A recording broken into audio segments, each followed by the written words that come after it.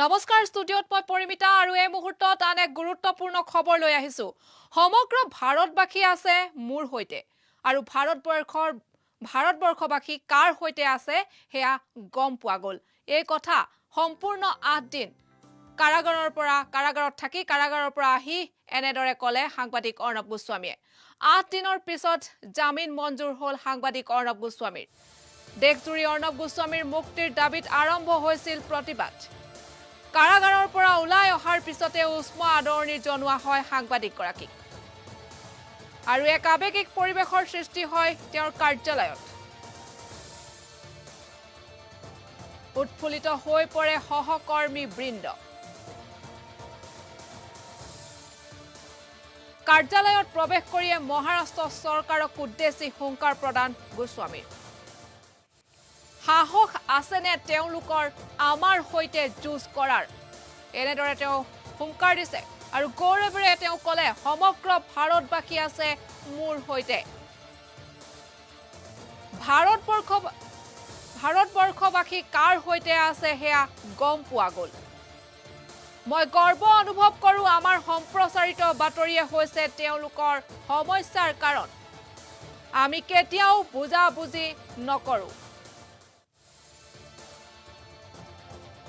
আমাৰ মনোবলৰ কেতিয়াও অন্ত নপৰে আমি সত্যৰ ওপৰত প্ৰতিষ্ঠিত আৰু কৈছে যে হাৰি গল মহাৰাষ্ট্ৰৰ মুখ্যমন্ত্ৰী উদ্ধৱ ঠাকৰে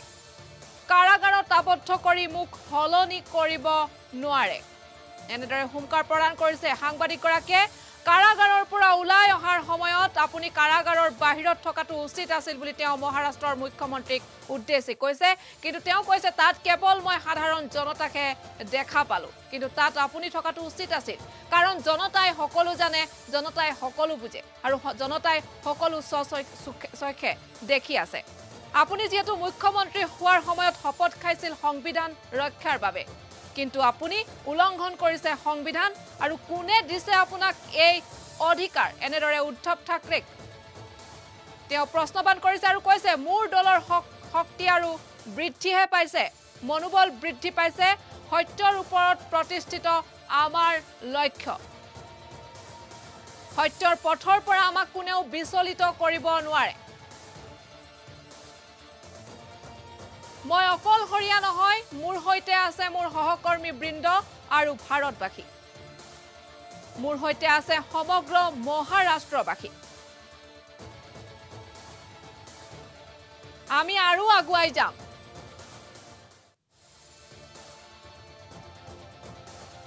উচ্চতম কোৰ্টৰ সমৰ্থনক তেওঁ জনালে কৃতজ্ঞতা আৰু দেশবাসীৰ মৰম ভাল পোৱা আৰু আশীৰ্বাদ আৰু সমৰ্থনৰ বাবে ধন্যবাদ জনালে সাংবাদিক গৰাকীয়ে আমি এই মুহূৰ্তত জনাই আছো বীৰৰ দৰে কাৰাগাৰৰ পৰা ওলাল সাংবাদিক অৰ্ণৱ গোস্বামী সম্পূৰ্ণ 8 দিনৰ মূৰত অৰ্ণৱ গোস্বামীৰ জামিন মঞ্জুৰ আৰু উচ্চতম ন্যায়ালয়ে মঞ্জুৰ কৰিলে জামিন 2018 চনৰ এটি পুৰণি গোচৰত সমাপ্তি হোৱা গোচৰত পুনৰ মোকৰ্দমা চলাৰ অৰ্থে 4 নৱেম্বৰ 2020ত অৰ্থাৎ আজিৰ পৰা প্ৰায় 9 দিনৰ পূৰ্বে 4 নৱেম্বৰত তেওঁক মুম্বাইৰ আৰক্ষীয়ে গ্ৰেপ্তাৰ কৰিছিল তেওঁৰ নিজ বাসগৃহৰ পৰা আৰু জোৰ জুলুম কৰি শাৰীৰিকভাৱে অপদস্থ কৰাৰ অভিযোগ উত্থাপিত হৈছিল আৰক্ষীৰ বিৰুদ্ধে শাৰীৰিকভাৱে অপদস্থ কৰাৰ অভিযোগ উঠিছিল অৰ্ণৱ গোস্বামীৰ বিৰুদ্ধে কাৰাগাৰৰ ভিতৰতো তেওঁ জেইলৰৰ বিৰুদ্ধে তাৰ পাছত এবাৰ জামিন মঞ্জুৰ হল সাংবাদিক গৰাকী আৰু যোৱাকালি কাৰাগাৰৰ পৰা এজন বীৰৰ দৰে তেওঁ ওলাই আহিল এগৰাকী অসম সন্তান আৰু উচ্চতম ন্যায়ালয়ৰ সমৰ্থনক তেওঁ কৃতজ্ঞতা জনাইছে লগতে দেশবাসীৰ মৰম ভাল পোৱা আশীৰ্বাদ আৰু সমৰ্থনৰ বাবে ধন্যবাদ জনাইছে সাংবাদিক গৰাকীয়ে আমি এই ভিজুৱেল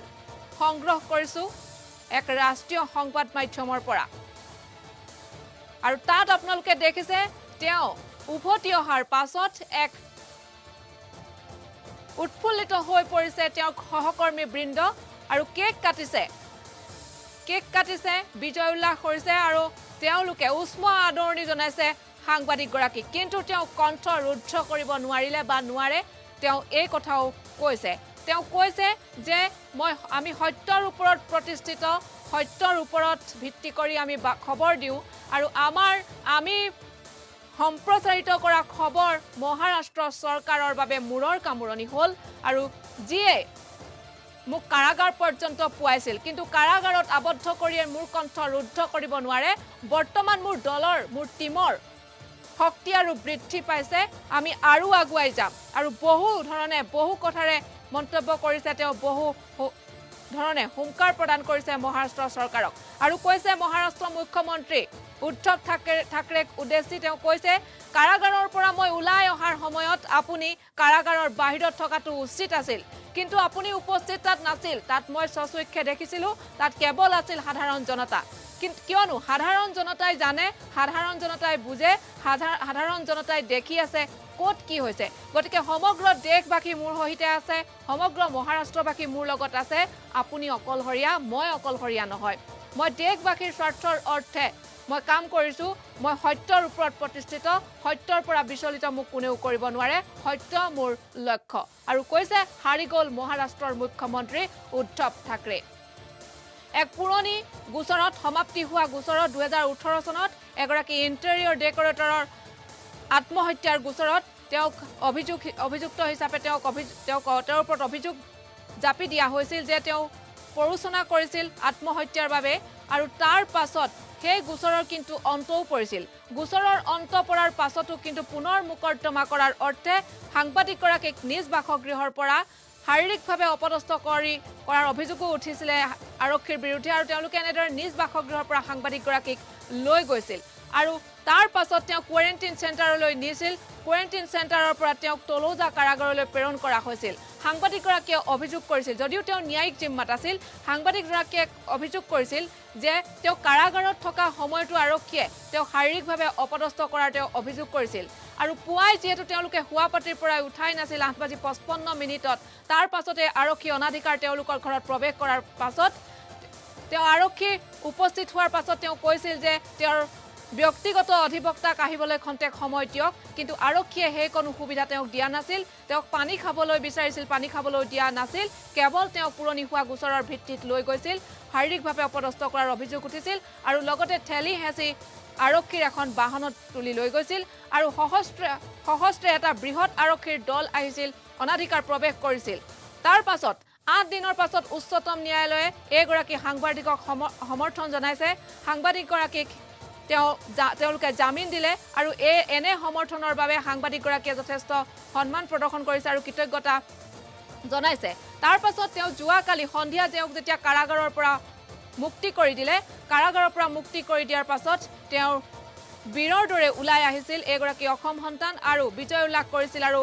দেশবাসীক সম্বোধন কৰি তেওঁ কৃতজ্ঞতা জনাইছে তেওঁ কৈছে সমগ্ৰ দেশবাসী কাৰ হৈতে আছে ভাৰতবৰ্ষবাসী মহাৰাষ্ট্ৰবাসী কাৰ হৈতে আছে হেয়া দেখা পোৱা গ'ল হেয়া আছে তেওঁলোকৰ হৈতেহে আৰু তেওঁ সাংবাদিকগৰাকীয়ে কৈছে যে সত্যৰ ওপৰত যেহেতু মোৰ লক্ষ্য প্ৰতিষ্ঠিত আৰু সত্যৰ ওপৰত ভিত্তি কৰি আমি যেহেতু সংবাদ পৰিৱেশন কৰিছিলোঁ গতিকে আমাৰ সংবাদ পৰিৱেশন কৰাই তেওঁলোকৰ বাবে মহাৰাষ্ট্ৰ চৰকাৰৰ বাবে সমস্যা হৈছে কিন্তু এনেসমূহ সমস্যা সমাধান কৰিবৰ কাৰণে সত্যৰ ওপৰত ভিত্তি কৰি আমি কৰিব লাগিব কিন্তু তাৰ বাবে কোনো ৰাজনীতিৰ প্ৰয়োজন নাই বুলি তেওঁ কৈছে আৰু তেওঁ হুংকাৰ প্ৰদান কৰিছে যে কাৰ্যালয়ত যেহেতু তেওঁ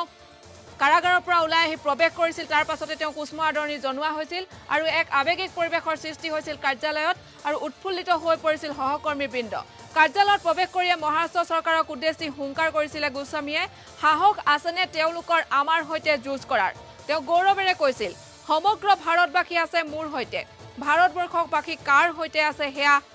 গম পোৱা গ'ল মই গৰ্ব অনুভৱ কৰিছোঁ যে আমাৰ সম্প্ৰচাৰিত বাতৰিয়ে হৈছে তেওঁলোকৰ সমস্যাৰ মূল কাৰণ আমি কেতিয়াও বুজাবুজি নকৰোঁ আমাৰ মনোবলৰ কেতিয়াও অন্ত নপৰে হাৰি গ'ল মহাৰাষ্ট্ৰৰ মুখ্যমন্ত্ৰী উদ্ধৱ ঠাকৰে কাৰাগাৰত আবদ্ধ কৰি মোক সলনি কৰিব নোৱাৰিব কাৰাগাৰৰ পৰা বাহিৰ ওলাই অহাৰ সময়ত উদ্ধৱ ঠাকৰে সেই সময়ত কাৰাগাৰৰ বাহিৰত থকাটো উচিত আছিল কিন্তু তাত তেওঁ কেৱল সাধাৰণ জনতাকে দেখি পাইছিল আৰু জনতাই কিয়নো সকলো জানে সকলো বুজে সকলো দেখি আছে আৰু সেইবাবে অৰ্ণৱ গোস্বামীৰ সমৰ্থনত এইসকল সাধাৰণ জনতা ওলাই গৈছিল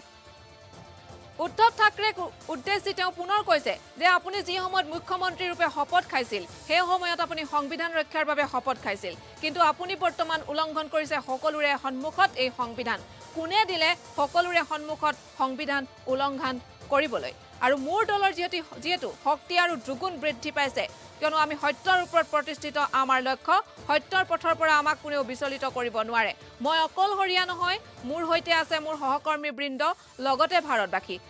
মোৰ হৈতে আছে বা আমাৰ হৈতে আছে সমগ্ৰ মহাৰাষ্ট্ৰবাসী আমি আৰু আগুৱাই যাম উচ্চতম কোৰ্টৰ সমৰ্থনক তেওঁ কৃতজ্ঞতা জনাইছে লগতে দেশবাসীৰ মৰম ভালপোৱা আৰু আশীৰ্বাদ আৰু সমৰ্থনৰ বাবে ধন্যবাদ জনালে সাংবাদিকগৰাকীয়ে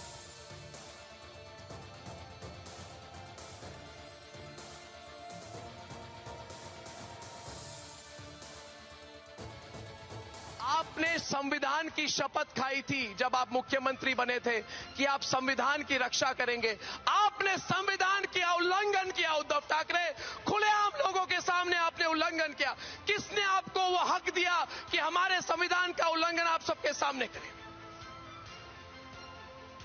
और बाकी जो आगे की बात है ये network Republic TV Republic Bharat all my colleagues, each and every member of our team has come out stronger from this. इस अग्नि परीक्षा से होते हुए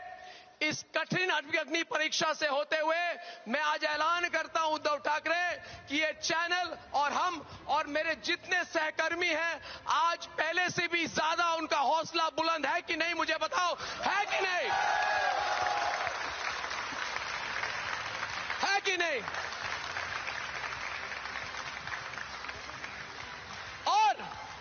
और किसको डराओगे अरेस्ट करेंगे बुलाएंगे जर्नलिस्ट को बुलाएंगे तुम्हारे इस न्यूज रूम में कितने लोग काम करते हैं न्यूज रूम का सॉफ्टवेयर बताओ अंग्रेजों के टाइम के जुल्म आप करोगे यातनाएं आप देंगे आप क्या कर रहे हो भाई आपको महाराष्ट्र के लोगों के लिए कुछ नहीं करना है इस नेटवर्क के पीछे पड़े और कुछ नहीं करना है आप करिए क्योंकि आपके साथ जो लोग इसमें पार्टिसिपेट कर रहे हैं याद रखिए आप दोनों हमारे देश की न्याय और कानून व्यवस्था का खुलेआम आप लोग धज्जियां उड़ाने हैं इस देश में आप भी उड़ाने अगर आप कर रहे हैं और आपके साथ जो सपोर्ट कर रहे हैं वो भी कर रहे हैं तो अंत में मैं ये कहूंगा राष्ट्र सर्वोपरि नेशन फर्स्ट नो कॉम्प्रोमाइज बिल्कुल नहीं झुकेंगे सीधा हमारा निशाना है सच्चाई की तरफ और सच्चाई के लिए संग्राम करने का सौभाग्य हमें मिला है और इसको सच्चाई के लिए जो संग्राम हम करेंगे वो इसके आगे और बुलंद होगा रिपब्लिक नेटवर्क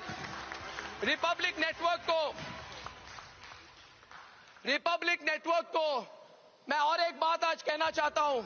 जो हमारे सारे देश के लोग देख रहे हैं दूसरे मीडिया वाले अगले 11 से 12 महीने में राज्य के भारत के हर राज्य में हर प्रांत में रिपब्लिक नेटवर्क अपनी भाषा में हम लॉन्च करने वाले हैं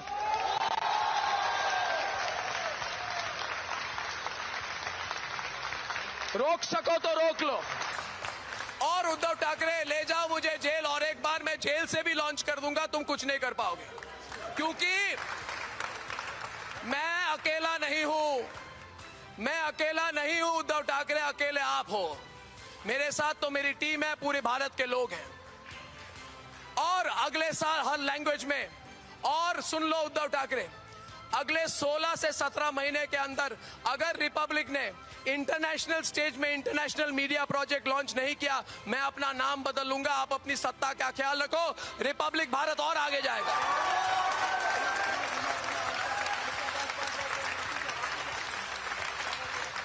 और एक बात सुनो उद्धव ठाकरे आम्ही सुप्रीम कोर्ट ने जो मुझे समर्थन किया मराठी में मुझे बोलिए आम्ही सुप्रीम कोर्टाचा आभारी आहोत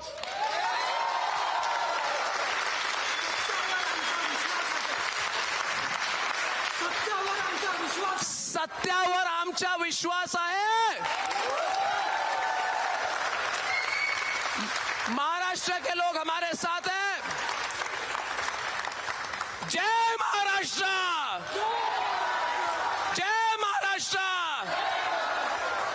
भारत माता